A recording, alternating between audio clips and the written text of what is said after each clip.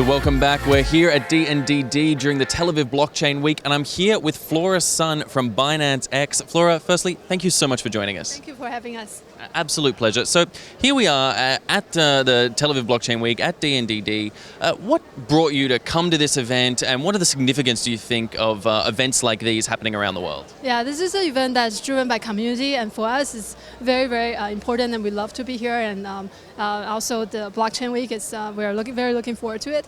We have a meetup on Sunday. I love for everyone to participate also. And I suppose I got to ask the question as well. I've been asking a lot of the international crew that have been coming here. Obviously, we've got Consensus Asia going on at the same time as Tel Aviv Blockchain Week. What made you decide to come here instead of to Consensus Asia? Yeah, it's the technical talents here. I used to do a startup in Silicon Valley, and we have a lot of copycats. And we're okay with anyone, but if we have a startup that's found Israel that's doing similar things, we watch out seriously. So love the technical talent, and we hope to meet more here.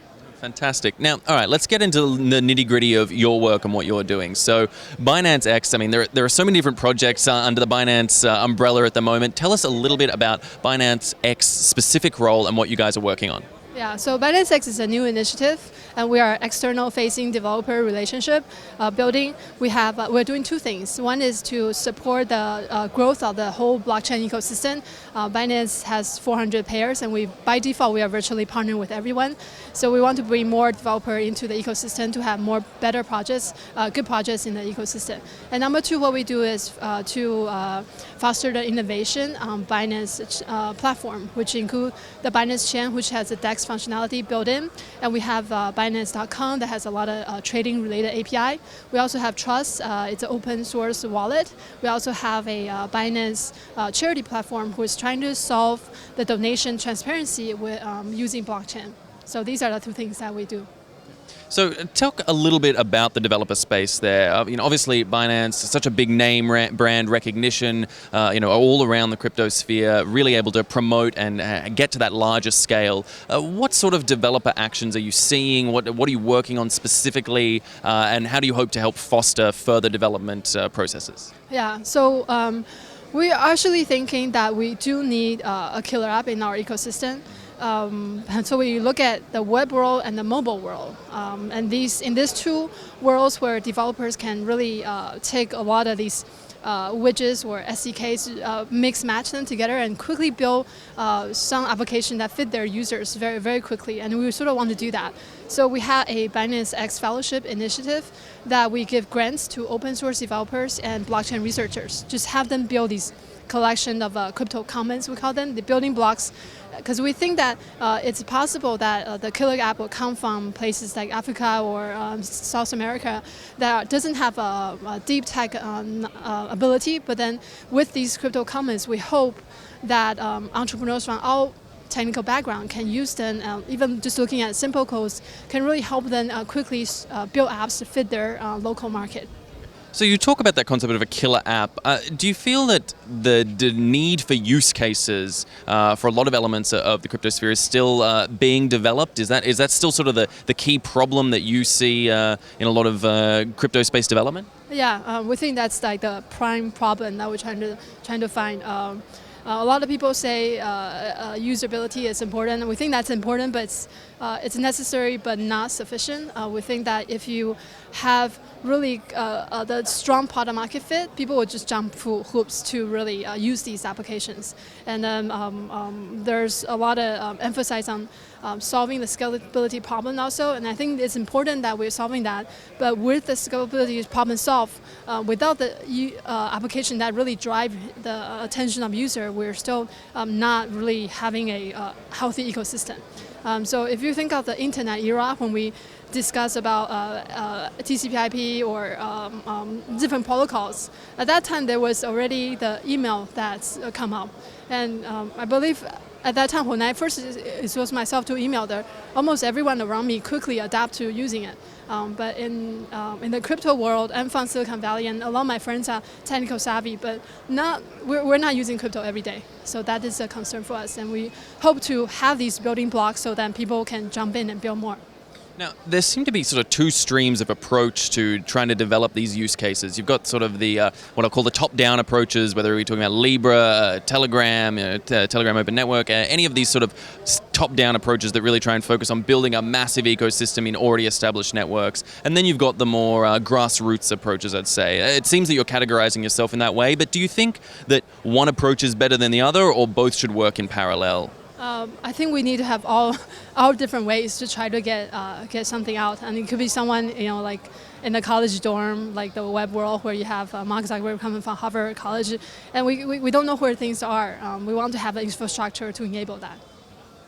So some people are sort of having this debate right now about control of IP, of intellectual property, about whether or not some of the programs being developed should be more closed in-house, being developed by bigger companies, or the sort of more open source, as you just mentioned before. What's your take on sort of open sourcing the cryptosphere versus developers getting incentivized by having sort of a closed IP that they work on their own? Yeah, I think just have to do whatever makes sense, and the different situation is different.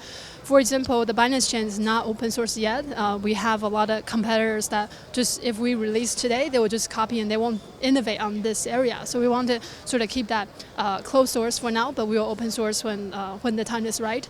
But for the fellowship program, it's we only ask the developers and researchers to open source their thing so that other people can build on. So I think this is like case by case, whatever makes sense in that situation.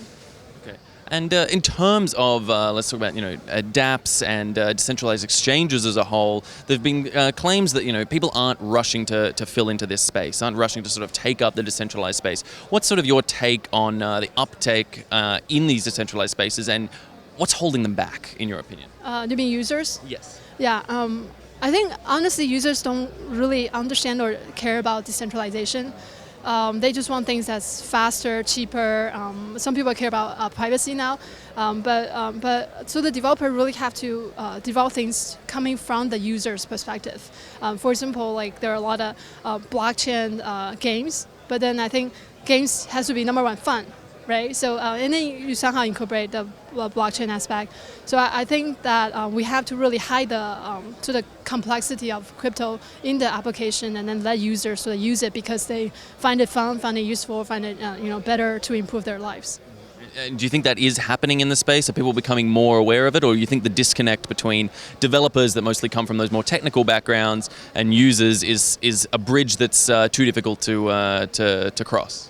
Yeah, I think there's a lot of education that still needs to be done. There are places in the world, like Africa or South America, they actually do see that the need for decentralization, for example, because their government isn't doing their job well.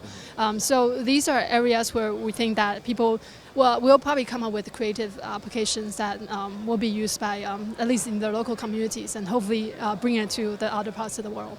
Well, it's interesting you mentioned those parts of the world and developing nations, because that's something where Binance particularly has had a real focus, a real developmental focus in developing nations, whether it be with the sort of early details and the launch of the Venus project. You guys have said that you want to focus on those more developing markets rather than the more developed. Talk a little bit about that focus that you guys have, and how you think you can really draw out the maximum potential in those areers. I think I'm not supposed to comment too much on the exchange business, but then we want to be from the developers. Yeah, number one, we do want to be compliant. It's just whatever a government need us to sort of support, and I think that in general, there's a lot of actually talents in these non-typical developer cities that has a lot of developers that are really passionate for this, and we want to sort of get to them and help them succeed. There are a lot of, for example, in Africa, we have a colleague in Nigeria. He has a lot of developers that doesn't have a lot of classes or even community, but then they sort of go online and learn these things and really trying to just, they fall in love with how it can improve their own community. And we want to get to those people and help them succeed. All right, and just in terms of future projects, upcoming exciting developments, anything particular on the cards or coming down the pipeline? We're just continue doing what we're doing and coming up with new initiative where we go to a lot of these conferences and see what kind of needs are there, and we want to help developers. So we are actually the top funnel for Binance. So we talk to the projects and figure out which internal groups that will be best helping them. We have a direct investment arm, Binance Labs. We have a Launchpad, which is our IO platform. We have a partnership group. We have a MMA group. We also have a strategic investment group. So we want to just embrace the community and see whatever we can help.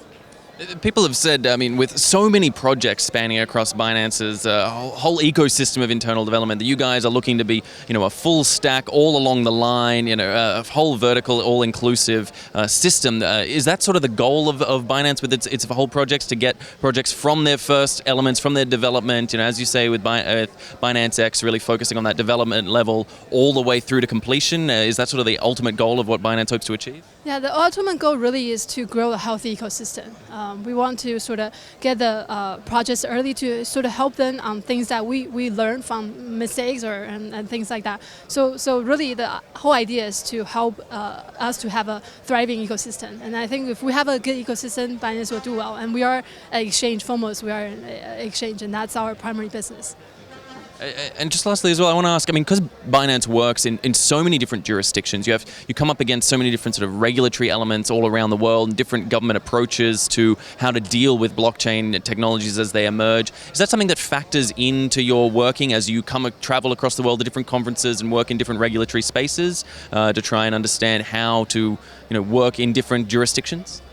For me, not. I mostly deal with developers, and I think developers are all the same, very passionate developers. We're very excited about, and everywhere we go, there's amazing amount of talent, and we love to help them more.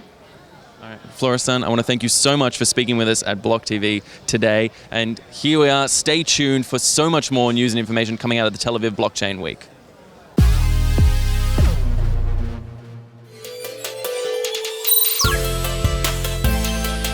For more news and updates, follow us on Twitter.